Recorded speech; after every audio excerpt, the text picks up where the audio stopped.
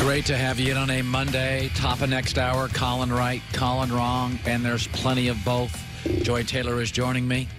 You've heard the term for years and years, oh, this kid's a late bloomer, she's a late bloomer, he's a late bloomer.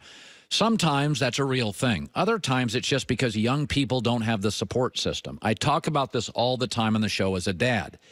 You put any kid in chaos, he's going to be a late bloomer because he's not going to be able to flourish at 15, 16, 17, 18, 19 if he goes home every day and there's chaos at home.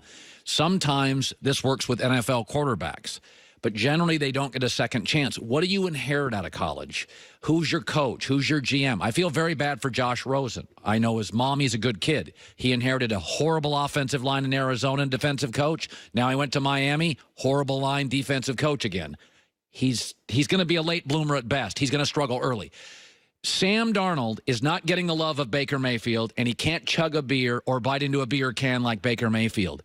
But over the weekend, the Jets made a very big move to solve the primary weakness on their football roster. They were really bad at center. They had a backup starting. Ryan Kalil from Carolina, USC kid, came out of one-year retirement, not even really 1 year, a former Pro Bowler, and said, I want to play with Sam Darnold.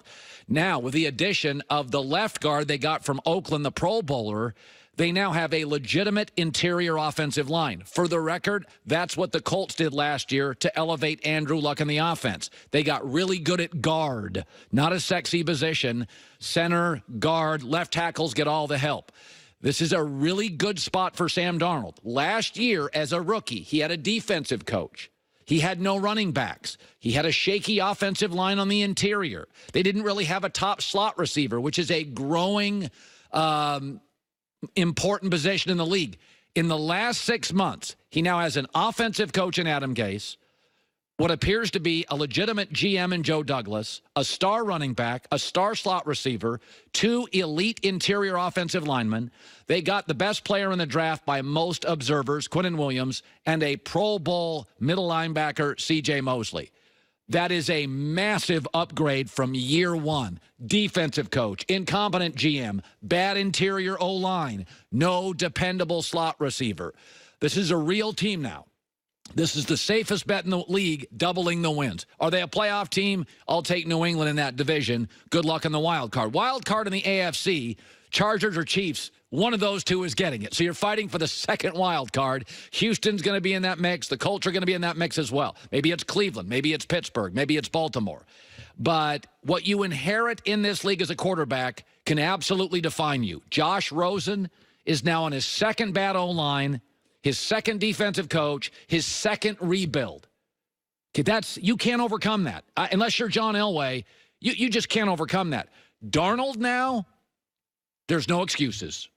Give him about 6 games with this offensive line. That's a real football team now. That's a real offensive line. Because the tackles, they're fine. Cleveland, by the way, their tackles aren't great. The tackles for the Jets are fine. The interior of the O-line was a mess. They solved it.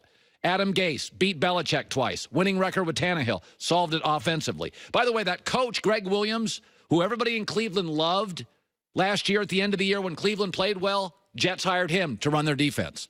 So Ryan Kalil is now a Jet. He talked about why he chose New York.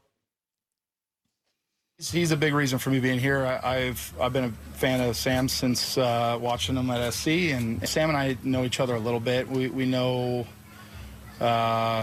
we've talked in passing in California here, and so yeah, I got excited the opportunity to come and work with him. Very exciting. Put your money down. Uncle Colin, it's not a blazing 5 pick, 4 wins last year, 8 minimum this year. It's a real team. You know, what's funny about the NFL is that we know, as a matter of data, metrics, and facts, that a team that was great last year will go into the tank. It happens every year, often twice. We also know a 4 or 5 win team will double their wins. That happens every year, too.